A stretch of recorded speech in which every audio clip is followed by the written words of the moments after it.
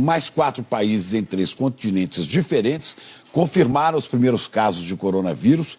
Não é a primeira vez que uma coincidência considerada trágica pela mídia é usada para manipular a população e desviar a atenção de algo que de fato está incomodando as autoridades de um país. Já vimos essa história antes. Desde a virada do ano, a gente vem alertando para que você analisasse com cautela o ocorrido em 2019 e aprendesse a lição, pois não demoraria muito para a China vir com nova jogada para derrubar os preços dos alimentos no mundo, aos moldes do que fez com a peste suína. Coronavírus. O número de casos suspeitos deu um salto aqui no Brasil depois que o Ministério da Saúde adotou uma nova metodologia. O que o governo chinês está fazendo é, mais uma vez, usar de uma doença para manobrar a população de acordo com seus interesses. E o mundo financeiro está se aproveitando de maneira ágil da oportunidade para fazer dinheiro, jogando álcool numa fogueira que já está em chamas. Na visão da estrategista, o dia que surgir uma doença que realmente tenha risco gigantesco à população, ela não será colocada na prateleira como estão fazendo com o coronavírus. Será escondida a 7 chaves pelo maior tempo possível, até que os donos do poder encontrem uma fórmula para anular os seus efeitos. O número de casos suspeitos, que era de 252, pulou para 433. A história nos mostra que todas as vezes que uma situação semelhante aconteceu na China, o país vivia uma crise no abastecimento de alimento, exatamente como está acontecendo agora. E em nenhuma delas o crescimento econômico foi afetado. Talvez você não saiba, mas a China vem tentando de todas as formas controlar a inflação, depois que ela disparou junto com os preços das carnes e do óleo de soja, que enfrentam escassez histórica. E os efeitos de um aumento súbito de demanda seriam desastrosos para o governo, que já enfrenta sérios problemas de administração. No momento, há casos sendo investigados em 22 estados. Não acha coincidência demais tudo o que vem acontecendo na China nos últimos tempos? Quando briga com os Estados Unidos e isola um dos seus maiores e únicos fornecedores de soja, eis que surge a peste suína para matar parte do rebanho e reduzir o consumo de farelo. Quando tenta controlar a inflação, eis que surge um surto de uma gripe terrível, a ponto de forçar o governo a suspender as comemorações do Ano Novo Lunar e pedir que a população fique em casa, exatamente numa época do ano em que o consumo de comida mais cresce no país. 162 casos. Tem gente enchendo o bolso de dinheiro, não só com a queda nos preços das commodities e companhias, mas também com as oportunidades de compra que essas baixas vão gerar. Para você ter uma ideia, com apenas 2 ondas especulativas, a primeira com a morte do líder iraniano e a segunda agora com o coronavírus, o petróleo perdeu 20% do valor.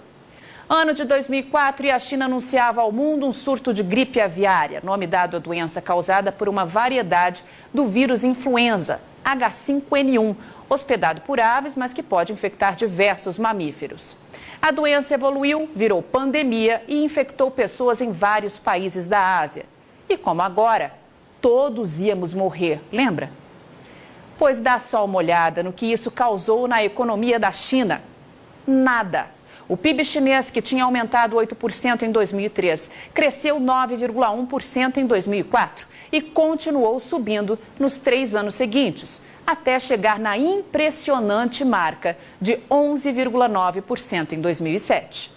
Ano de 2009 e a China anuncia novo surto, agora da gripe suína, também uma variante do vírus influenza, que passa a gripe para todos nós. Puxe pela memória e você vai se lembrar dos jornais, da televisão, da internet, tomados de cenas de hospital, gente envelopada em máscaras e um aviso velado no ar. Cuidado, pois todos vamos morrer. E o que aconteceu com a economia da China? Nada. Como está claro nesse gráfico, o crescimento do PIB, que em 2008 foi de 9% ao ano, acelerou ainda mais e registrou taxa de 9,1% em 2009. Dando nova estilingada um ano depois, em 2010, quando voltou a ultrapassar 10% ao ano. Passaram-se 8 anos e vem nova peste para assolar o mundo, a peste suína africana. O mais interessante nesse caso é que a tal doença chegou na China matando suínos e reduzindo o consumo de farelo, justamente no momento em que o país achou de peitar Donald Trump e perder um de seus únicos fornecedores de soja, os Estados Unidos. Que baita coincidência, minha Nossa Senhora. Nunca vi nada semelhante. Sabe o que isso gerou de prejuízos ao crescimento econômico da China? Nada. Veja que a China repetiu em 2018 e em 2019 a mesma taxa de crescimento anual de 2017, de 6,9%. Joga por terra esse papinho furado de que a economia chinesa vai perder força com esse surto do coronavírus, que a China vai comprar menos e que o Brasil não vai ter para quem vender a sua nova safra de soja. Para com isso. É esse tipo de especulação que o mercado financeiro quer para fazer dinheiro e que a própria China sonha para comprar alimento barato e controlar a inflação. É esse tipo de conversa que dá aos chineses munição para pressionar para baixo os preços do que você produz, ficando com a faca e com o queijo na mão. A China vai continuar comendo e cada dia mais. E no caso da soja, eles não têm opção. Dependem do Brasil. Não vão ali no mercado e vão comprar 90 milhões de toneladas a hora que quiserem. A China precisa programar suas compras com pelo menos 4 meses de antecedência, porque do contrário, corre o risco de deixar a população sem carne, sem ovos, sem leite e sem outras proteínas. É preciso que 4 navios carregados com soja partam todos os dias de algum ponto do mundo em direção àquele país para não gerar caos no abastecimento e não fazer explodir os preços dos alimentos. E parte desses navios já se aproxima aqui do Brasil para levar a sua produção para casa. Portanto, mão na consciência.